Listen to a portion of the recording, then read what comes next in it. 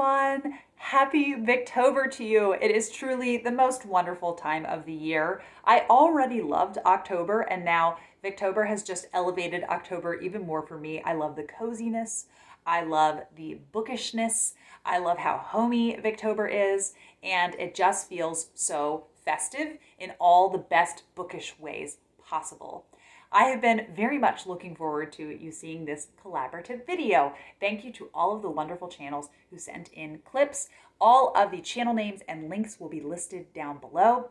And I am really looking forward to telling you about the first Victorian novel that I loved, the Victorian novel that made me fall in love with Victorian literature. And it's one that I speak about less often, and that is Oliver Twist by Charles Dickens. Even though I do speak about this book less often, it will always have a special place in my heart because it made me want to dig much deeper into Victorian literature after reading it. I feel that Charles Dickens is such a household name, all over the world. And I think what was the catalyst is that when I was younger, I had watched the wonderful Masterpiece Theater adaptation of Oliver Twist. And it had always been in the back of my mind. And so when I entered college, I thought I should start reading some classics. And Oliver Twist, I thought, well, I enjoyed the miniseries of that. Why don't I read this? And it is funny because it hasn't ultimately become my top Dickens books that I've read. But I was just, I had not read any Victorian classics before, and so I was so in awe of on what a grand scale one book could be and how many different storylines there could be interwoven seamlessly at the end. They all come together, and there's a very kind of cathartic resolution to this story. I know that the character of Oliver is not the most three-dimensional, but I think it was just the sheer plotting, and Dickens has a really kind of charming tone in this, even though there are some serious things, some harrowing elements in it. So just the range of characters, all the way from the upper crust, the family that Oliver ends up staying with, to, then Oliver and the gang of thieves, and Bill Sikes is such a memorable villain. And just the friends that Oliver makes along the way, seeing his journey, how you're really rooting for him. And I was just in awe. I couldn't believe that so many different things could happen in one story and then come together so well at the end of the story. So yes, Oliver Twist will always have a special place in my heart because of that. And now enjoy the other clips. Hello there, Kate Howe viewer. I'm Christy Lewis from Dostoevsky in Space. Thank you so much to Kate for including me in this video. Today we're talking about books that were our first favorite Victorian books, and I'm absolutely positive that I read some Robert Louis Stevenson when I was a kid, and I think I really enjoyed them, but I didn't connect it at all with the Victorian period. The first book that I really remember my experience of very crystal clearly was Jane Eyre, which is probably like what everybody says, but I really adore this book, and I think it's largely because of who Jane is. Her character is just so strong, and she's saucy, It's like really the banter between her and the love interest that I think gripped me the most. I just thought she was so funny, but also her moral dilemma is very intense, and the writing I find is very absorbing. So the first time I read this, I was probably like 19 or so, and I listened to it on audiobook because I was doing a lot of driving for work. I was just like, I need to read some classics because I was studying English in school but not really enjoying very much. But I had heard Jane Eyre classified with Jane Austen as like a really enjoyable book for like young females. One of my library coworkers told me that she reread Jane Eyre every single year, and so I picked it up. I was addicted to the audio version, and I reread it a couple years later, and I've reread it since. You see I have it tabbed up, and anytime I'm just having a bad time and I just need to be absorbed and like forget my life for a while, this is one of those books that I can just go to because I'm just so comfortable and happy with it. So I also have this edition of it, which is like so chunky. It also has Wuthering Heights in it, which I also really enjoy, which I read, let's be real, because it wasn't in Twilight. But I also would normally always pick this up if I'm reading it. I got both of these at book sales, and this is definitely the type of book that I prefer, this kind of little compact paperback edition. So Jane Eyre was published in 1847, and it's been enthralling readers since. Thank you again to Kate. I hope you all have a really wonderful Victober, and I'll talk to you soon. Bye. Hi, my name is Catherine, and I love Victorian novels. And growing up, I was a reader, but I don't think I was very, very familiar with English literature in general, certainly not Victorian literature. But I was familiar with a television show called, I believe it was called The Adventures of Sherlock Holmes, and it starred the wonderful Jeremy Brett. If you haven't watched it, I totally recommend it, but we're not talking about television right now. As a result of watching these wonderful stories, I also wanted to read them, and we only had, I think, one copy in my home, and that was this beat up copy. Well, it's beat up now. I'm not even going to open it because it's going to fall apart. The Best of Sherlock Holmes.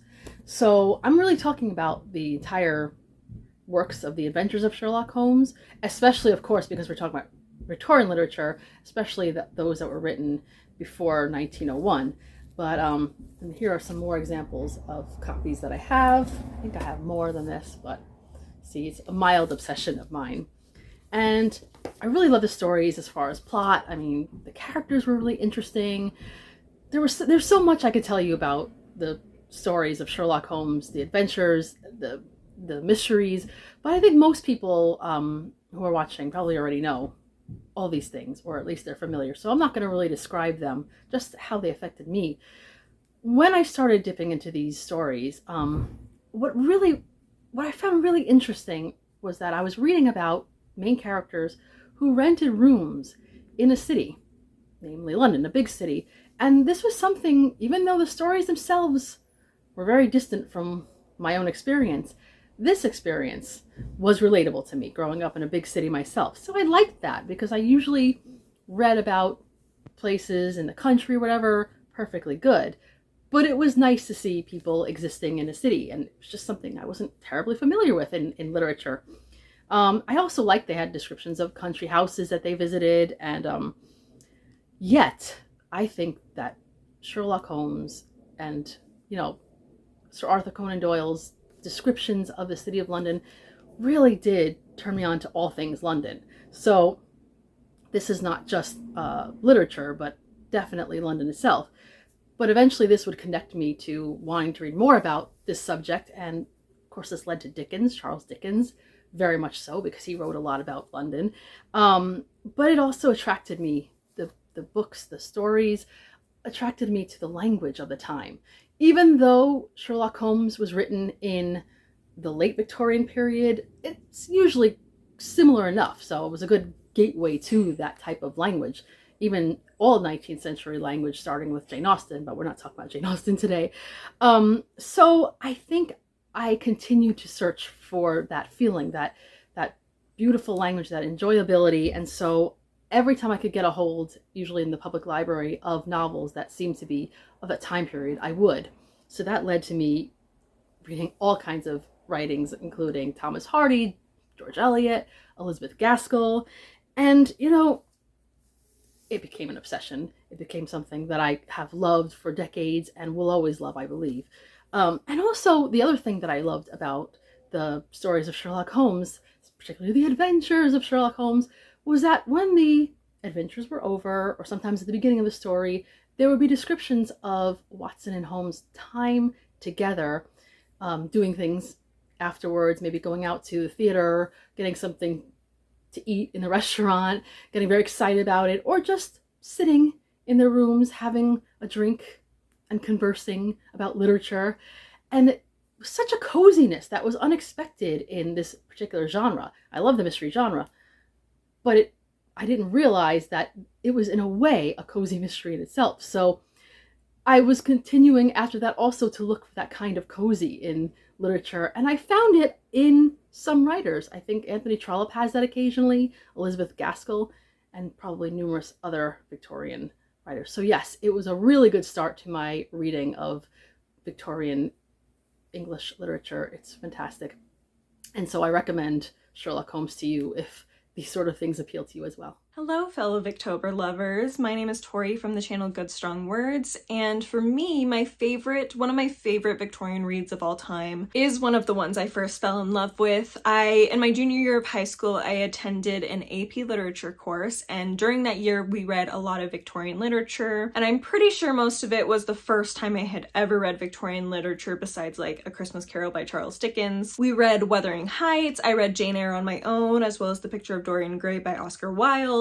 And while I did enjoy all of those, particularly Wuthering Heights, I didn't fall in love with them. My experience with Wuthering Heights was kind of complicated. I've mentioned that in videos on my own channel. But those books did pique my interest in Victorian literature. However, at the end of the year was when I read the book that really sold me on Victorian literature, that I absolutely fell in love with. And that book was Tess of the D'Urbervilles by Thomas Hardy. I absolutely fell in love with this book. I loved Thomas Hardy's writing style. I loved his exploration of nature and how it connected to the plot of the story. I love Tess as a main character, and the relationship dynamics in this book, as well as our relationship with society, is so fascinating to read about. This book specifically follows Tess as her family falls on hard times and forces her to go out searching for help from some local kinsmen. And unfortunately, while under the roof of this kinsman, the son of the woman that she is working for ends up taking advantage of her. And this spurs on the rest of the plot, where she's dealing with how society treats her, how her family treats her, how she feels about herself, and all of the tragedy that of course goes along with that, because her situation is very unfortunate, particularly in this time period. It's absolutely heartbreaking. I know a lot of people have said don't start here with Victorian literature, don't start here with Thomas Hardy, but if you know you like tragedy and you know you like those really emotionally intense stories, you may actually like this a lot. I started with it, like I said, it was one of my earliest reads and I absolutely loved it, and it made me fall in love with Hardy. It made me absolutely officially fall in love with Victorian literature, and so it just still holds a very fond place in my heart. It is still considered one of my favorite books of all time. I actually reread it earlier this year and still absolutely love it after fully annotating it and really deep diving into it. I have a super long vlog about it because I just had so much to say. I just absolutely love it. And if you have not read it yet and you are interested in reading it, definitely pick it up because it is amazing. Thomas Hardy is amazing, and I just absolutely love this book. Hi, I'm Milena from the channel Milena Reads, and I am here today to talk to you about North and South by Elizabeth Gaskell. This was, I don't think, the first Victorian novel I read, because I had read some Bronte beforehand, but this was the first Victorian novel I read that I had never heard about. That was one of the recommendations that came up when I wanted to get into Victorian literature, and I really liked the sound of North and South. A big part of that was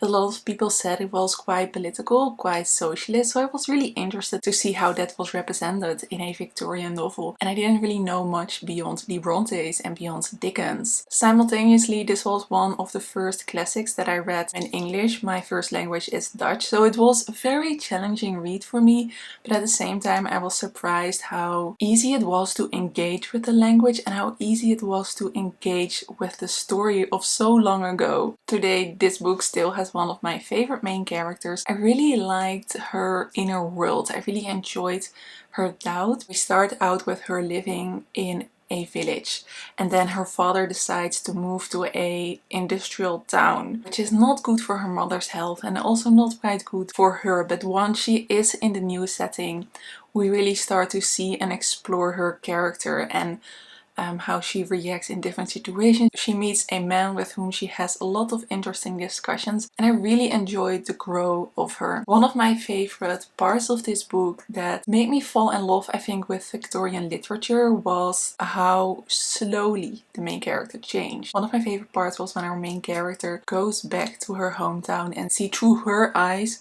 how she has changed, and we get to see the town that she used to live in, everything was normal to her, how different that town is with a new perspective. I was just so surprised at how much I enjoyed this. I personally don't enjoy Dickens that much, and that was kind of all I knew when it came to Victorian literature. And I was really surprised that I really did enjoy a book that I hadn't heard anything about. So yes, I think North and South is the book that helped me fall in love with Victorian literature, and this book very much stimulated my participation in Victober every year since I have have read this. A big thank you to Kate for including me in this video. Hi, I'm Katie from the channel Books and Things, and the book that got me into Victorian literature is absolutely Jane Eyre by Charlotte Bronte. I read this back when I was 13 years old. It was in September 2006. I know this because that was when the TV miniseries with Ruth Wilson playing Jane Eyre was aired on TV in the UK.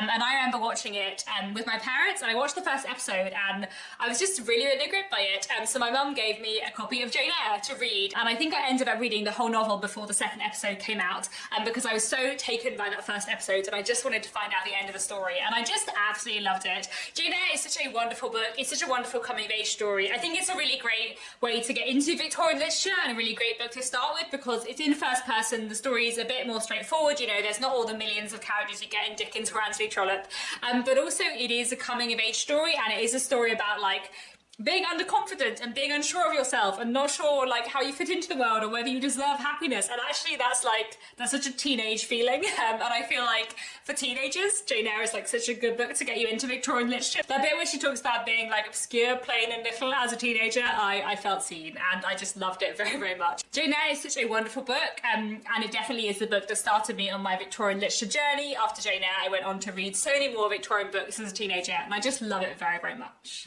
Hi everyone, it's Heather from Fresh Parchment, and if you've been on my channel before, you know I can never pick just one. I think the two that really, really grabbed me were number one, North and South by Elizabeth Gaskell, and Bleak House by Charles Dickens.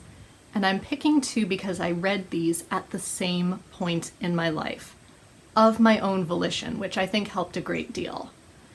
I was studying in Spain at the time. I was about 20 years old, so I was really stuck for entertainment. So I found really good things to do were to watch period dramas that had been uploaded on YouTube and read classic novels, especially big chunky ones, because English novels were hard to get at the time. So I remember first my mother sent me Bleak House because it is massive and it was going to keep me busy for a while at least. And I loved everything about it. I had seen the adaptation already, which I think really, really helps, especially with these huge and complicated Dickensian novels. And so I was really able to be captivated by the prose. I thought this was absolutely brilliant, especially that whole opening scene with the fog and how the fog eventually creeps into the courtroom and becomes the legal fog that these lawyers and applicants are trapped in. I thought that was so brilliant, and so it pulled me right the rest of the way through. And a little while later I found the adaptation for North and South. So my mother sent me a copy of the novel that she had found, and I remember distinctly reading this on the plane home. And I was absolutely hooked. I was so captivated, firstly by the feeling, because it had that gritty, industrial kind of feel that Dickensian novels had, but with a Pride and Prejudice storyline. And for me, that was a combination of two of my favorite things. It just blew my mind. And the detail that they took from the novel, I think, into the series. I remember sitting there and being able to see and hear everything so clearly, including the little glances that Mr. Thornton gives in the adaptation. I swear, I have no proof of this, but I swear they were inspired by that same scene in the novel where Margaret is pouring tea for everyone and she keeps fiddling with a bracelet that keeps falling up and down her arm. And in the series you can see his eye giving little flicks up and down as though he's following that bracelet up and down her arm, as he does in Gaskell. And I thought that was absolutely brilliant. So those two will always hold special places in my heart. So those have to be the Victorian novels that hold very special places in my heart. Hi, my name is Tiffany and my channel name is Beautiful Minutia. When I talked to Kate Howe about this collaboration video for Victober, I was super excited when she said it was to share about the book that first made you interested in Victorian literature. I have been a Victorian literature lover for a really long time, most of my life. And the reason for that is because of my dad, and he used to read books out loud to me right up through when I graduated high school. I have such precious family memories of that. But one of the books that I remember reading when I was very young, I think I was about 10, was Silas Marner by George Eliot. And this is the very first Victorian classic that I have any memory of reading. I just recently reread this actually last year for the first time in decades, and I was just brought back to that time when my dad was reading this to us, because we had inside jokes that we still have surrounding this book with certain character names or different things that they said, because my dad would do different voices for some of the characters and everything. And so I have very, very precious memories of reading Silas Marner as a 10-year-old. My dad is a very avid Dickens fan, so from George Eliot, I very shortly after went to Charles Dickens and have never looked back since. So this is definitely the first book that introduced me to Victorian literature, and I would say that this is a very accessible Eliot as well. A lot of her books are really, really big, and Silas Marner is pretty short. So if you have thought about reading George Eliot, I would say that this is a pretty decent place to start in terms of it not being nearly as intimidating.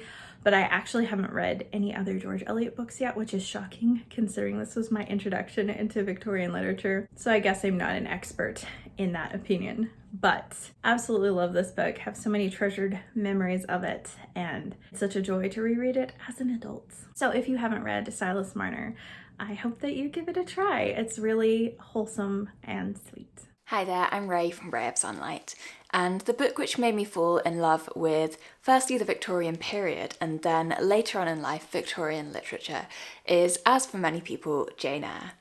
And I actually first listened to Jane Eyre when I was a child. My mum read not all of it, but a large amount of it to me when I was about 6, and I remember just adoring the whole Lowood section in Jane's childhood, finding it fascinating, and that went on to inspire a childhood where I had such a passion for the Victorian era. I loved reading historical fiction about Victorian times, dressing up as a Victorian, having candles in the home and persuading my parents to not turn the electricity on for a night and that kind of thing.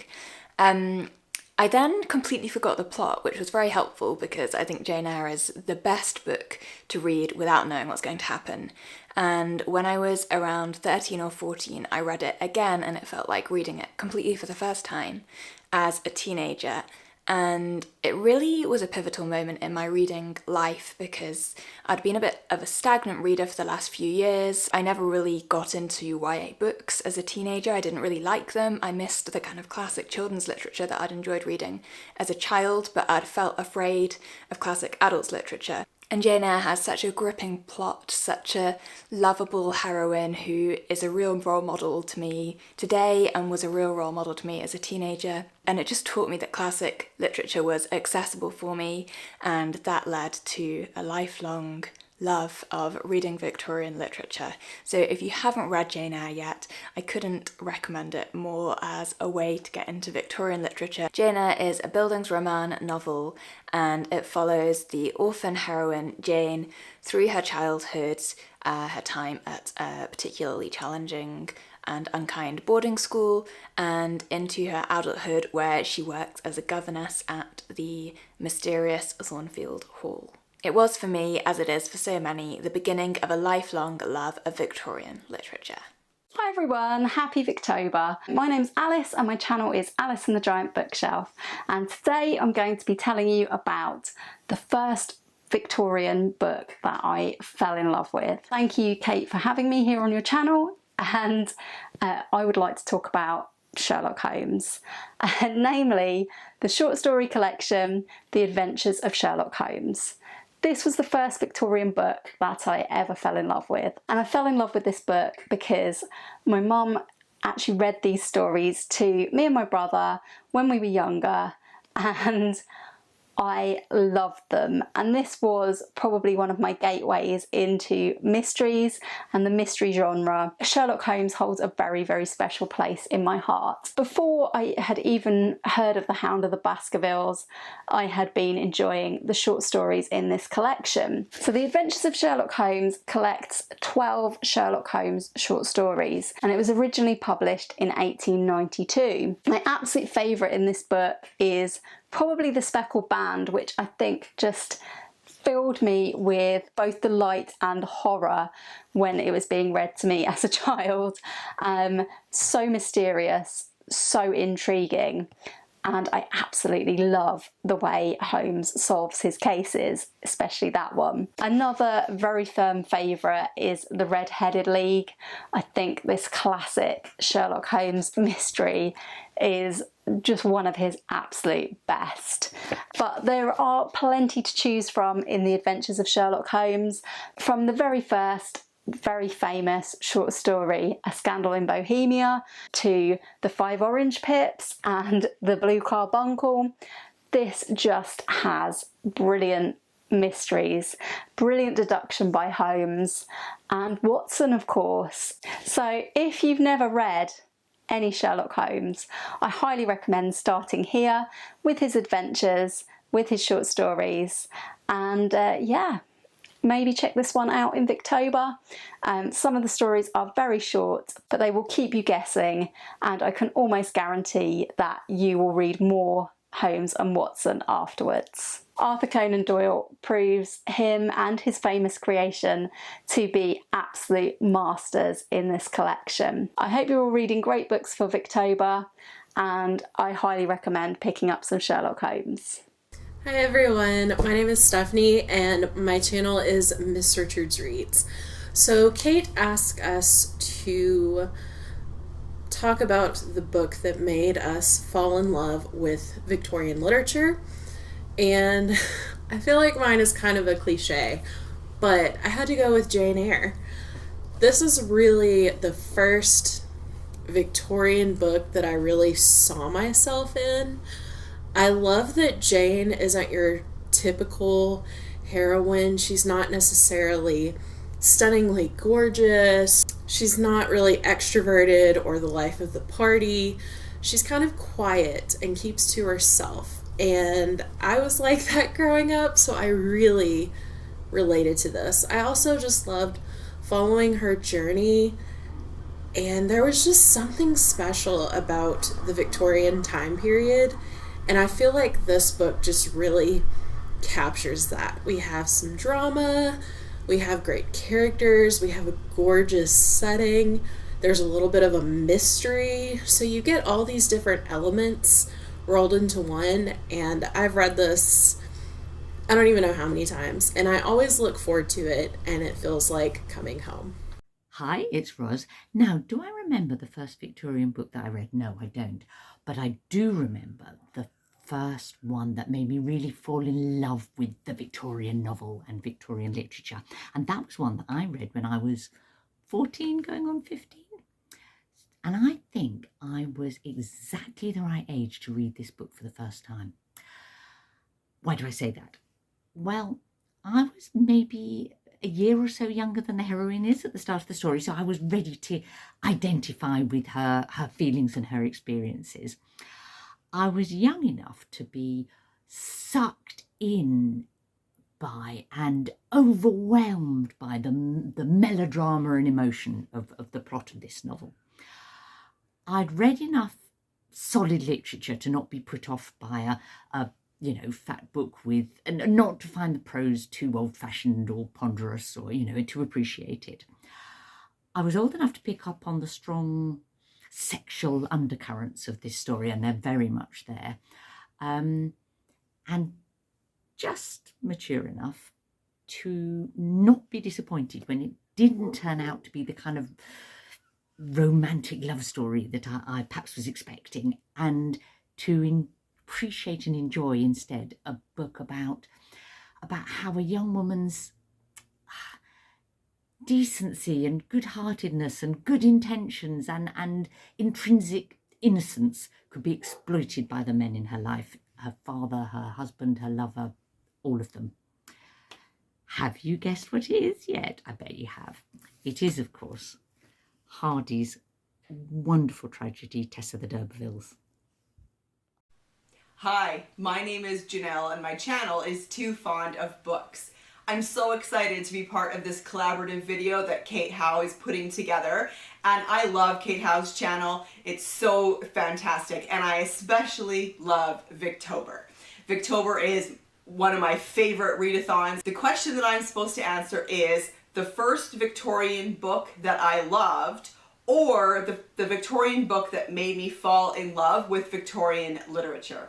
So I'm going to be sneaky here and do two books, because the first Victorian book that I loved was Charles Dickens' A Tale of Two Cities. I read this when I was in my early 20s, I think, and I just loved it. It was the first, like the question is, it was the first Victorian book that I loved when I read it. I loved the story, I loved the history, I loved the characters, and so I definitely have to say A Tale of Two Cities by Charles Dickens for this one. And this started a love, I think, of not just Victorian literature, but history, and especially the French Revolution. I was so fascinated by the time period. But the other question is the Victorian book that made you fall in love with Victorian literature. And I have to go with a different book for that one, because it was The Woman in White by Wilkie Collins.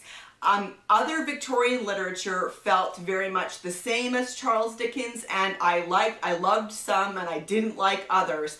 But when I discovered The Woman in White, I fell in love with Victorian literature. And I was just fascinated by this idea of this Gothic style novel, this sensational novel, that you could have a sort of mystery in Victorian literature, because I've always loved mystery. It's always been my favorite genre. So to discover it in Victorian literature, I was hooked.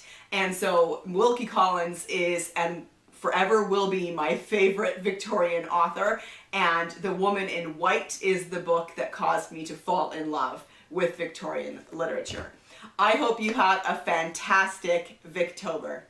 Bye.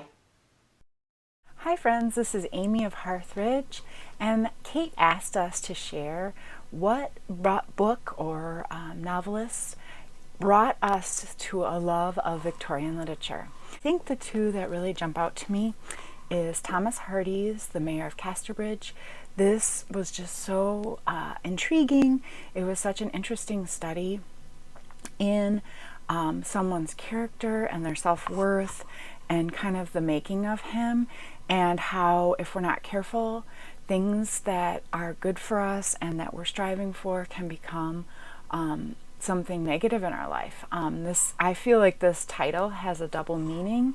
And I found this one just full of Hardy's delicious characters and his in-depth dive into people. And also, I love his nature descriptions and his just his interesting reflections. I wouldn't say Hardy is a super cheery read. He definitely has a little bit of a darkness to him, but I really enjoyed The Mayor of Casterbridge. The second book that I really think brought me to a love of Victorian literature was Bleak House by Charles Dickens. This is one of the first Dickens that I have ever read, and the only reason I finished it was that I read it with some ladies on Instagram a couple years ago, and these ladies, they had so much knowledge and in-depth insight into this time period and Dickens and London, and I found the characters and all the delicious details so intriguing and interesting. I didn't realize that there's so much under the surface in Dickens' writing. I found the idea that the fog and London itself was almost like a character, and I just really enjoyed reading this with these ladies, and it just opened up Dickens to me. He always kind of scared me as far as just being able to get through his murky middles, but it was just such a wonderful reading experience, and now I wish I could read every Dickens novel with a group of people. because I think there is so much else that you can get out of it when you're reading it with others. And actually, this past year I was able to read Our Mutual Friend with a couple people, and it was just so wonderful. It just made the reading experience even better. So those are my two picks for books that really made me interested and loving Victorian literature. Thanks, Kate. Bye. Hey, how's it going? I'm Rebecca from the channel The Lazy Bookworm, and this video I'm going to be answering one very specific question. The novel that made me fall in love with Victorian literature is Charles Dickens' Hard Times. Hard Times is about this principal at a local school in the north of England in an industrial town called Coketown. This principal, Thomas Gradgrind, is very utilitarian. He is a man that just relies on facts and figures and nothing else. An example of Gradgrind's utilitarian mindset is given to us at the very beginning of the book, in which he says, "Now what I want is facts. Teach these boys and girls nothing but facts. Facts alone are wanted in life. Plant nothing else and root out everything else. You can only form the minds of reasoning animals upon facts. Nothing else will be of any service to them." This book made me fall in love with Victorian literature because of just the way Charles Dickens tells a story. He is a brilliant storyteller. There's satire, there's sort of pathos in there, there's a sort of almost moral indignation at the industrial realities that was happening in Coketown and of course across England at that time. And yes, I really enjoyed this book, and it just made me want to read more Charles Dickens, which then made me want to read other Victorian novelists. I'm Rebecca of Wilson Hill Farm, and the first novel that I read that made me fall in love with Victorian literature was Wuthering Heights by Emily Bronte. As much as I love the novel, one of the other reasons that I fell in love with this is because of this copy. It is illustrated by wood engravings by Fritz Eichenberg, and I love this book and how it smells. Wuthering Heights is a multi-generational romantic and Gothic tale.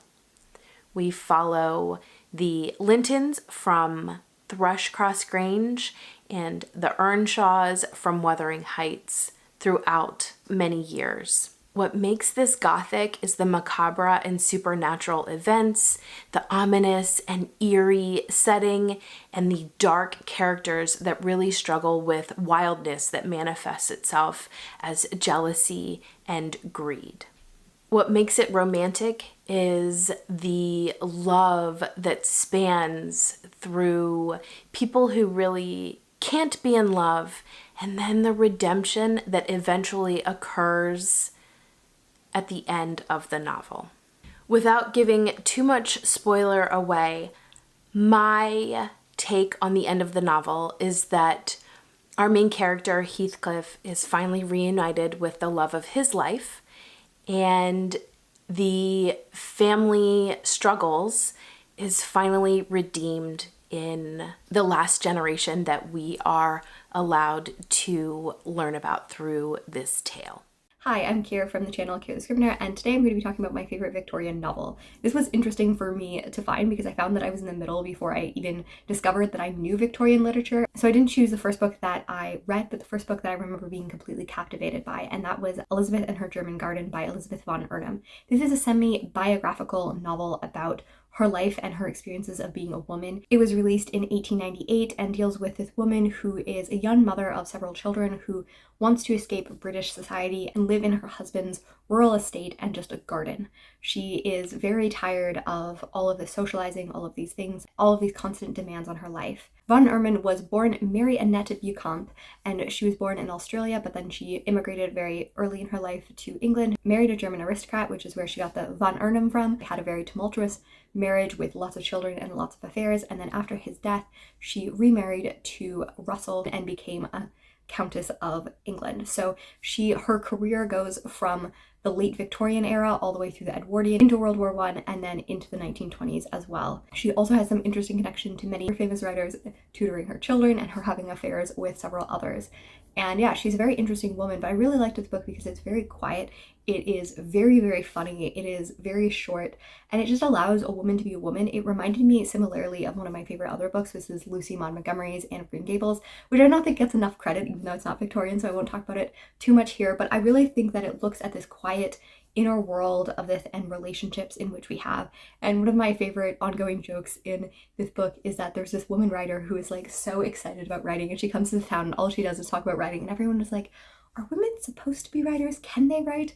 And all of these things, and these men are having these like really big, philosophical discussions on when women can write and if they can write, all of these things. Meanwhile, obviously this is written by a woman. So I really enjoy her writing. I find her very funny, very witty, and it has the kind of cottagecore vibe of like going and sitting and being quiet and wanting time and wanting to find yourself when you were forced into an adult role at an earlier age than you should have.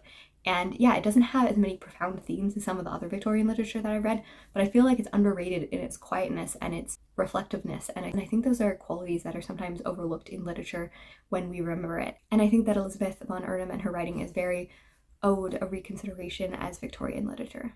Happy Victober, everyone. I'm Marissa from Blatantly Bookish. The first Victorian novel that I fell in love with, and that really made me fall in love with Victorian literature as a whole, was Jane Eyre.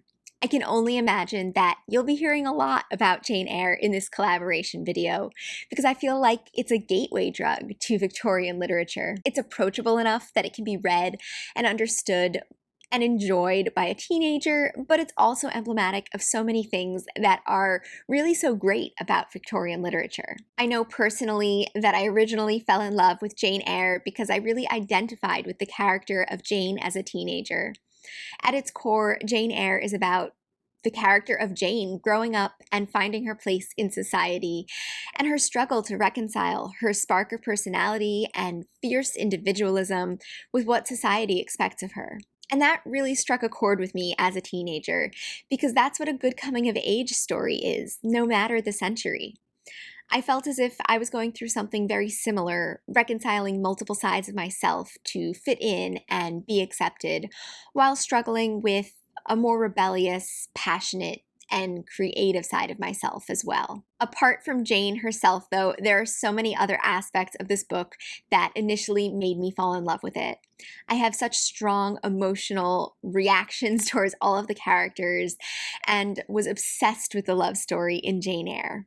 And I still maintain that Jane Eyre has the best plot twist I may have ever read in a book. After rereading this book so many times, I have a much more nuanced look into all of the characters and themes and so on, but all of these initial things that I loved about Jane Eyre really point to what I love about Victorian literature in general. The way the plots are usually so perfectly paced and a bit richer and more complex than most modern-day novels. The way Victorian characters are usually so fully fleshed out and create such intense emotional responses for me. The way the writing is so beautiful and descriptive, but also really precise in its own way. The way that multiple writing styles can merge together seamlessly. Jane Eyre is just the perfect blend of Gothic and realism, and a lot of Victorian novels can fall into multiple genres like that. And then, of course, there's learning about a different time period, and just it sort of taps into my love of history. Victorian novels in general are just so rich and packed full of the perfect blend of character development and plot, And I think that Jane Eyre was a really great introduction to all of those things for me. I think I was just blown away by how much could be in one book. And I feel like Victorian novels are almost all sort of that way. They just contain multitudes. Thank you, Kate, for putting this collaboration video together, and happy Victober, everyone.